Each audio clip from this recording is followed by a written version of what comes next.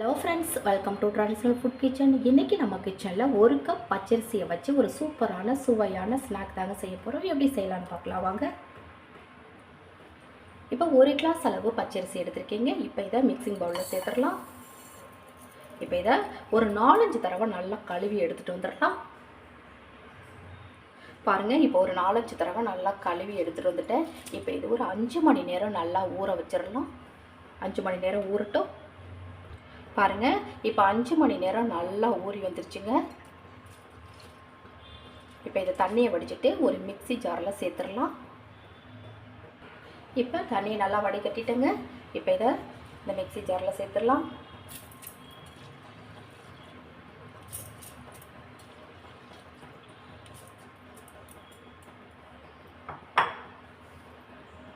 இப்போ இது கூடவே 2 ஏலக்காய் சேர்த்துடலாம்.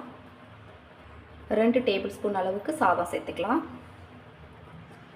ரொம்ப சூடான சாதமாக சேர்த்துறாதுங்க, நல்லா ஆற வச்சு சேர்த்துக்கோங்க. 2 டேபிள் ஸ்பூன் அளவுக்கு தேங்காய் துருவல் சேர்த்துக்கலாம். 1/2 டீஸ்பூன் அளவுக்கு ஜீரகம் சேர்த்துக்கலாம். இப்போ இதில் ஒரு 1/4 கப் அளவு தண்ணி சேர்த்துக்கலாம்.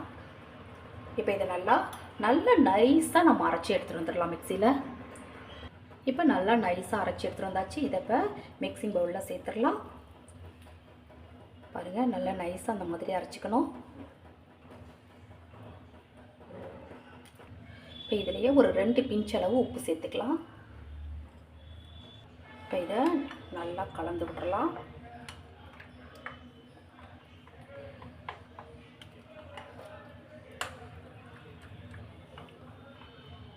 இப்போ இது அப்படியே இருக்கட்டும். மாவு பதம் தண்ணியாக தான் இருக்கணும். இப்போ அடுத்ததான் நம்ம வெல்லத்தை கொதிக்க வச்சுக்கலாம். நான் அரிசி எடுத்தேன், அதே கப்பால் 1 கப் அளவு வெல்லம் எடுத்திருக்கேன்.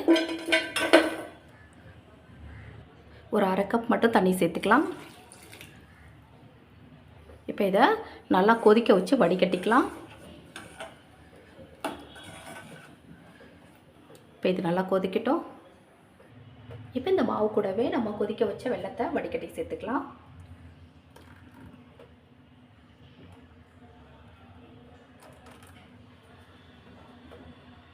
ஒரு 1/4 டீஸ்பூன் அளவுக்கு ஆப்ப சோடா சேர்த்துக்கலாம்.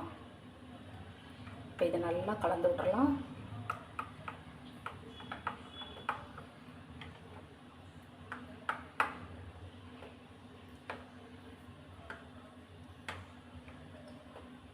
இப்போ நல்லா கலந்து விட்டுட்டேன். பாருங்கள், இந்த மாதிரி கொஞ்சம் தண்ணியாக தான் இருக்கணும்.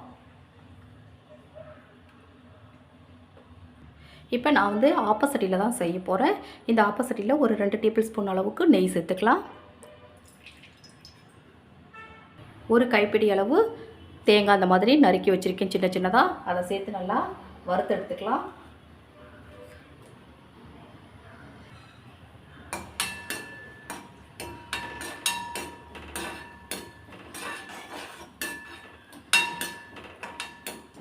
நல்லா கொஞ்சம் பொன்னிறமாகிற அளவுக்கு நல்லா வறுத்து எடுத்துக்கணும். நல்லா வாசனை வரணும்.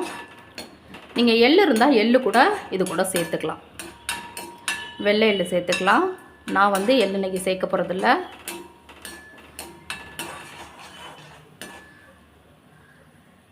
பாருங்கள், இந்த மாதிரி நல்லா பொன்னிறமாக செவந்து வரணும். இப்போ இதை எடுத்துடலாம். நீங்கள் நெய் இல்லை எண்ணெய் எது வேணாலும் யூஸ் பண்ணிக்கலாம், உங்கள் விருப்பத்துக்கு தகுந்த மாதிரி. இப்போ நம்ம வறுத்த தேங்காயை இந்த மாவில் சேர்த்துடலாம். இதை நல்லா கலந்து விட்டுறலாம். நெய்யில் வறுத்து சேர்க்கும்போது கொஞ்சம் நல்லா வாசனையாக இருக்கும். இப்போ நம்ம ஆப்பசட்டியில் தான் சுட போகிறோம். ஏற்கனவே நம்ம தேங்காய் வறுத்த அந்த நெய் இருக்குது அதில். இப்போ அதுலேயும் ஒரு குழிக்கரண்டி போட்டு நல்லா மாவு எடுத்து அதில் ஊற்றிடலாம். ஆப்ப சட்டி நல்லா சூடாக இருக்கணும் உங்களுக்கு.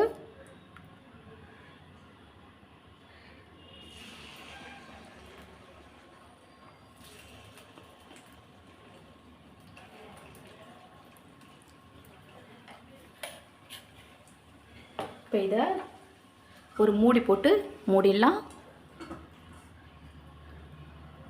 மீடியம் ஃப்ளேமில் வச்சு வேக விட்டு எடுத்துக்கலாம்.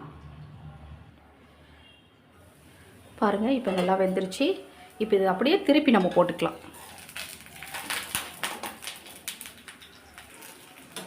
இப்போ நான் திருப்பி போட்டேன். நம்ம திருப்பி போடும்போது அது எண்ணெய் தெறிக்கும் அப்படின்றதுனால நான் அதை வந்து வீடியோவில் காட்டலை.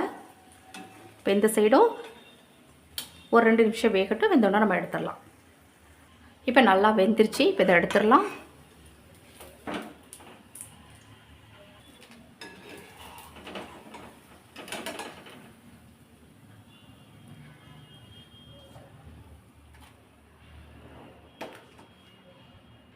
இன்னும் ஒன்று நான் ஊற்றி காட்டுறேன்.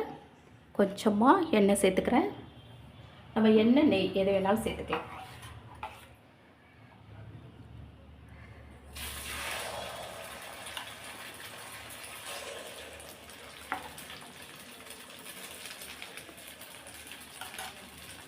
அப்படியே இதை மூடி வச்சிடலாம். இப்போ இதையும் அப்படியே திருப்பி போட்டுடலாம்.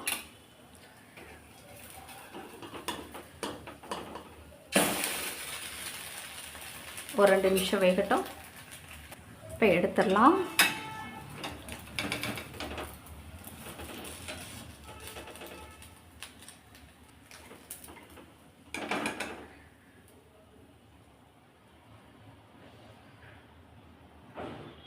பாருங்கள், ஒரு சூப்பரான ஸ்நாக்ஸ் ரெடி ஆகிடுச்சு. இதை வந்து நம்ம பிரேக்ஃபாஸ்ட்டாக கூட சாப்பிட்லாம். ரொம்ப நல்லா இருக்குங்க. பாருங்கள், ரொம்ப நல்லா மெதுன்னு இருக்கும்.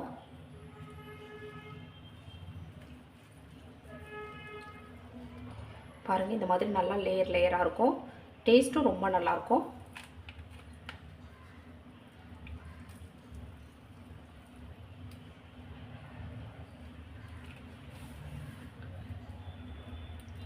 அரிசியை வச்சு இந்த மாதிரி ஈஸியாக நீங்கள் செஞ்சு சாப்பிடலாம். ரொம்ப நல்லாயிருக்குங்க.